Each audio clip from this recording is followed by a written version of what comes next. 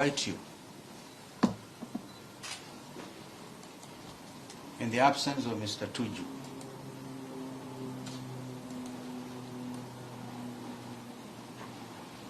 not to proceed in any manner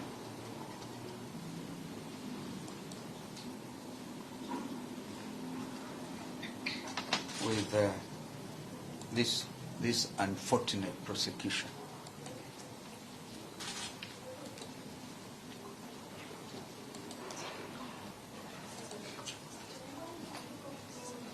I'll invite Council Hero. Oh, you go first? Okay.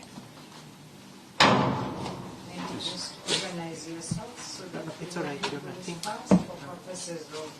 for purposes of I think to make the proceedings as easier as possible for the court and for the prosecutor, I think the request could be simple in terms of way forward.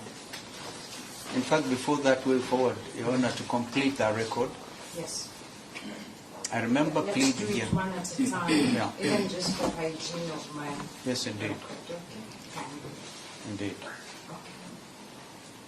I remember pleading with the police officers to allow Mr. Tuju to be rushed to hospital.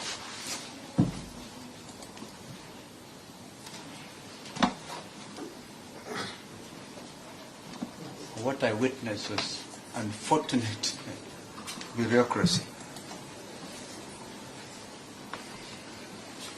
I was asked more than 3 times to wait for another 20 minutes, but they are consulting their seniors. And at some stage I remembered I had the telephone contact of the Deputy DCI, Mr. Onyango, whom I called, and he said he was sending an officer from the Nairobi area. I think eventually an officer came, I better land. She's a DC officer in Langata. But they could not take a decision on a person who is dying in their presence.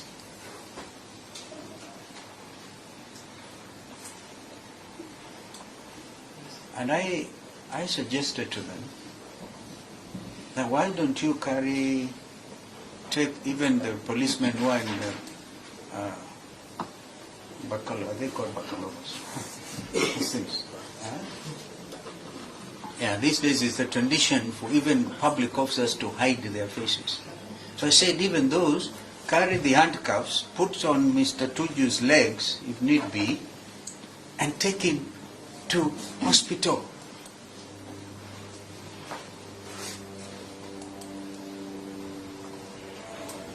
That request, which I made consistently, was declined. But this morning, lo and behold, they have decided to take him to hospital. I think we take it down now from there. Who is the owner of that cell phone? The owner of that phone? It's sounds like an Android. This one? Let's see. It's an alarm, sir. You know, before my learned friend is sounded, Yes. gives you the way forward, or suggests the way forward with the formation of senior council.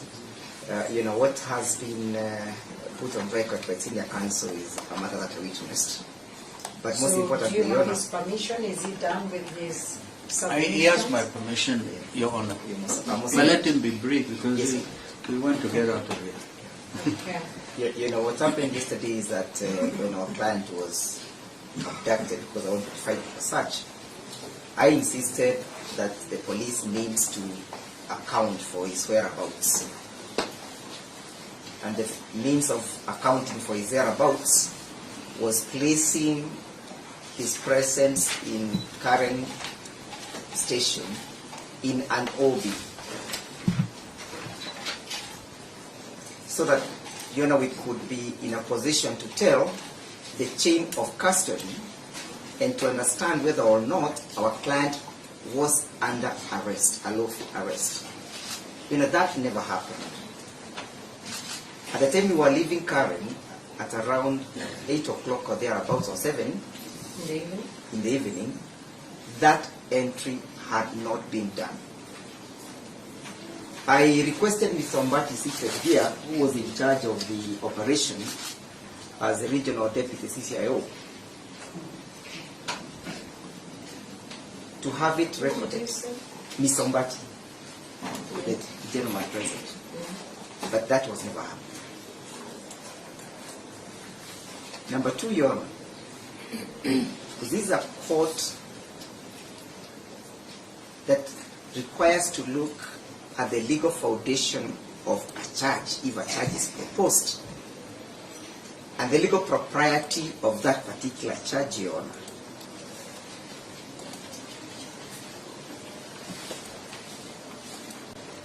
Yes. As we look at the way forward, Your Honor, when an accused person who was in the custody of the state is not before court, Your Honor, my mind informs me that there cannot be a charge before you.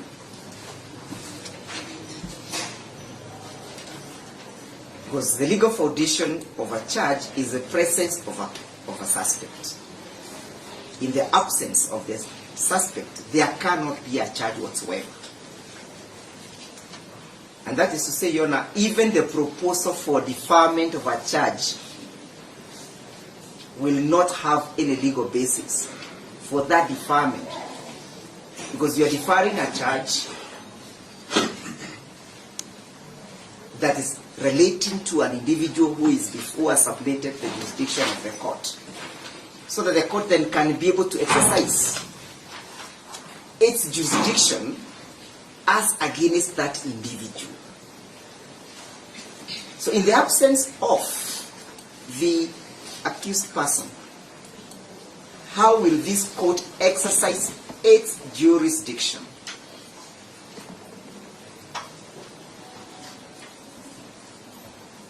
Granted the explanation given by senior counsel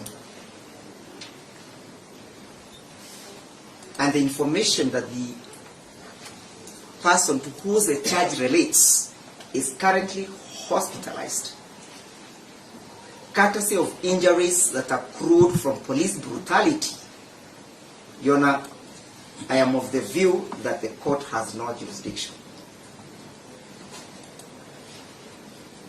Because your jurisdiction is drawn from the Criminal Procedure Code.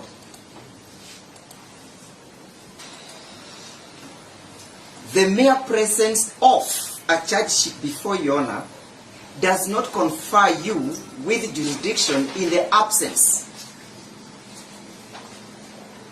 of an intended accused person. And I am using the word deliberately intended accused person because that person is not before you.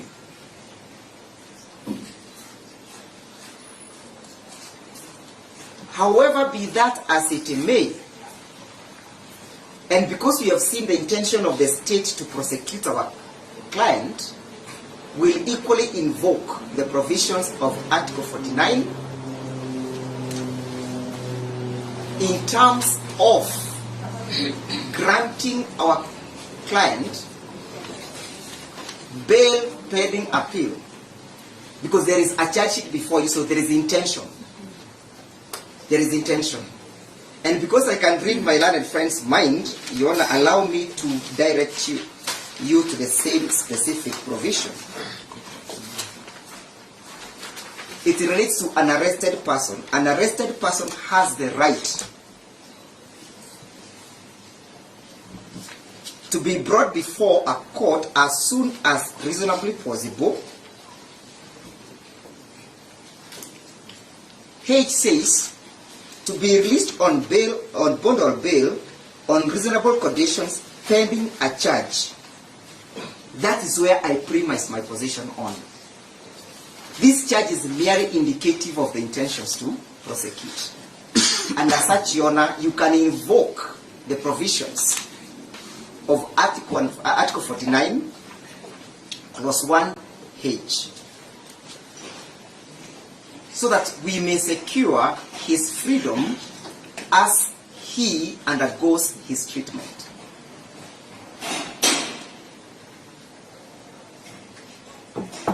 I invite my learned friend, Mr. Tuju. I think my request to the court, I think on behalf of Honorable Tuju, could be simple in this way. It is not in doubt that it's not before you. I can hardly hear you, Mr. Onge. It is not in doubt that Honorable Tuju is not before you, and the explanation has been given. The request we make is this. Consider, Your Honor, allowing that we defer. I'm using the word defer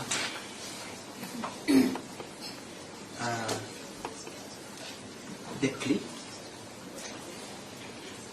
on terms, Your Honor,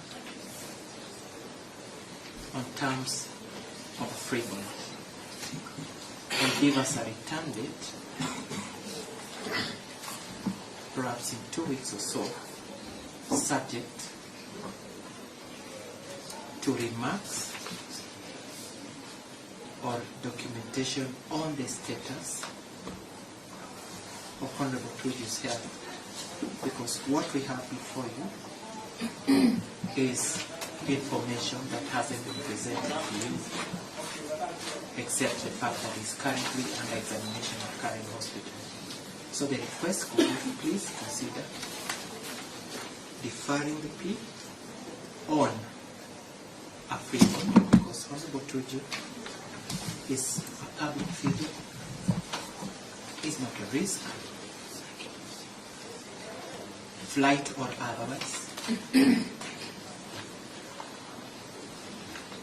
He'll show up in court as and when the right thing. That's the request we make on behalf of Tuju. I think the rest, we should be able to deal with them in his presence. That's all. Any other from defense? Defense, do we have anybody else? Yes, sir. I would like to state that for there to be a charge before you,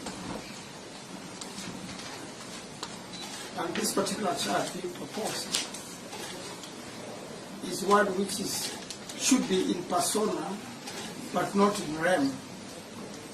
And therefore, in the explanation, after the charge sheet, the misleading information must have been given to a person in authority, not in rem, in the way it's been framed. So the charge before you, on the face of it, Your Honor, I submit, is defective, has no basis of law, and should be rejected for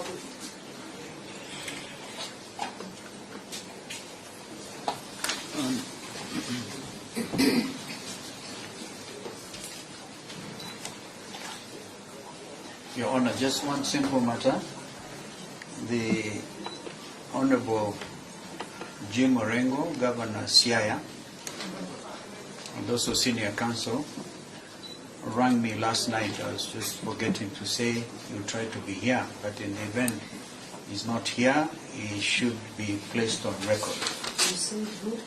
Senator, former, because Governor James Orengo, Yes. Governor Siaya, Yes. himself Senior Counsel. Yes. And who else did you say? You said two people. Sorry, Your Honor, no, just that, just that.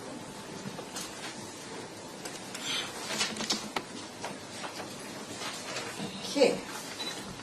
Defense, are we done with you?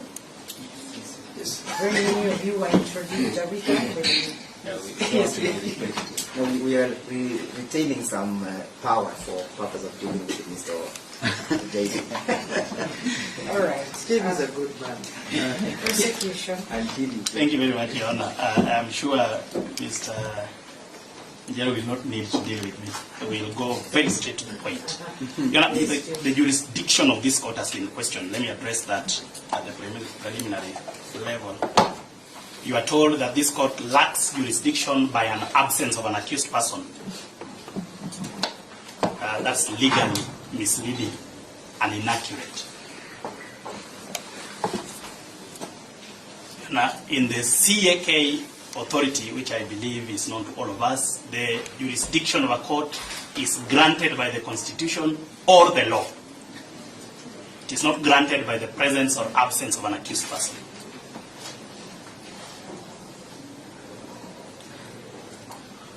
Now, this court is characterized as a subordinate court by the Constitution of Kenya, and the jurisdiction of subordinate courts is granted by Article 169 of the Constitution. And you know, that particular article of the Constitution is given effect to by the statute called the Magistrates Courts Act 2015.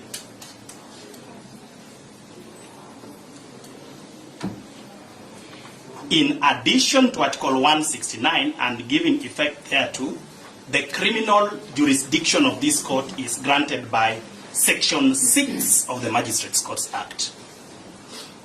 To be more particular, as regards offences under the Penal Code, Section 6, subsection A of the Magistrates Courts Act 2015, so that this court has jurisdiction, whether or not an accused person is present. You know, one of the innovations of the new constitution is that even in the absence of an accused person, although the circumstances are important, where it is impossible, or rather it is impossible to proceed with proceedings in the presence of an accused person, then a court... Presence or absence? Sorry, in the absence. Thank you, Mr. Ndeko. Yes. Thank you. No, he will not listen. It's okay. Not I will not, I cannot. I cannot mislead the court. Yes. That one of the innovative inclusions of the new constitution is that a case can proceed even to conviction in the absence of an accused person. Mr. Oruko, as an advocate, what are you doing? Are you an accredited journalist or media person? Is that proper what you're doing? As an officer of this court, you know the rules. Is that proper? This is not just for your gutter press or anything. What did I say earlier? Mr. Oruko, you're an advocate. What did I say earlier?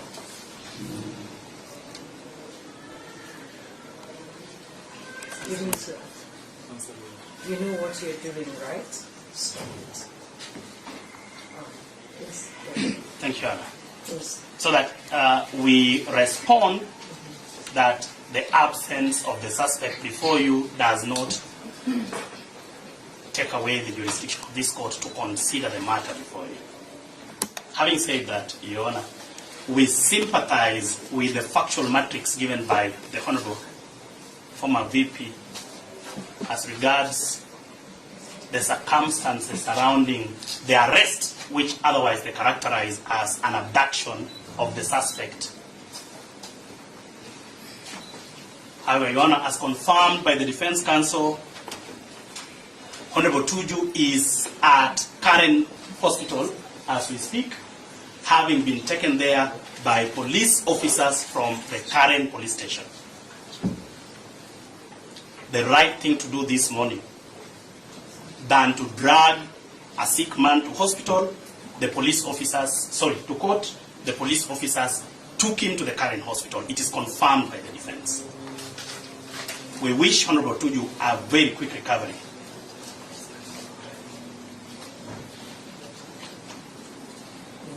A suggestion has been made without basis, with a lot of respect, without basis, that the charge sheet before you is defective. An interesting argument is made that the charges are in personam as opposed to being in rem. We agree. that the charges are in persona.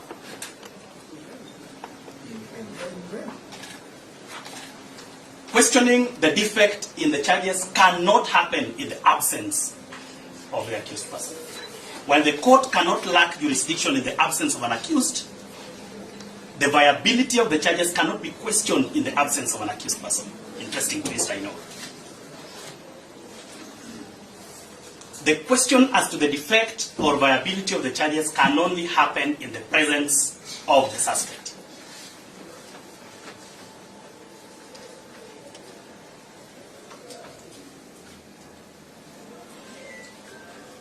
As regards the charge sheet, you've also been told, which ties to the question of jurisdiction, that in the absence of an accused or a suspect, we do not have charges because the validity of charges depends on the presence of an accused. False. False. The validity of charges is based on the Criminal Procedure Code, Chapter 75 of the Laws of Kenya. And it says